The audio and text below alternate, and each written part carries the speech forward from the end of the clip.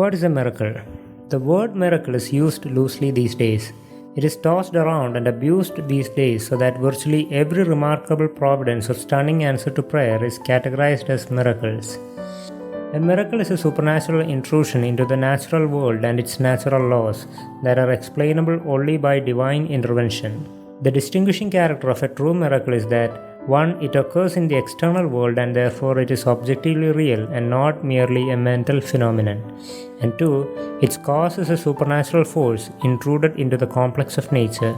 Now that's true even if the natural force is under the providential control of God. That's not a miracle, it's an act of providence. Providence is how God manipulates natural order. Sometimes when somebody goes through some cancer treatment and cancer somehow disappears and people say that's a miracle, that's not necessarily a miracle because that's not manifestly supernatural. That is not something that has no other explanation. Undeniably, that is God at work, and He orchestrated that as He does all things providentially. We all know the stories about the ambulance arriving just in time or the rescue team arriving in time. They are not miracles, they are divine providence.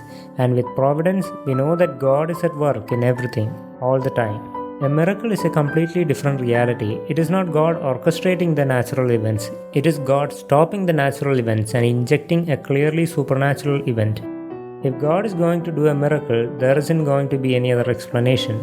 It violates the natural order and it intrudes into the natural order. A miracle in the biblical definition has no natural explanation, not even the possibility of natural explanation. Turning water into wine has no explanation, or the creation, feeding 5,000, raising people from the dead, or the resurrection itself. There is in no way you can explain those. The purpose of miracle was to authenticate the message of God and the work of God at a given point in time. Old Testament covers a long period in time. Try to find miracles in that.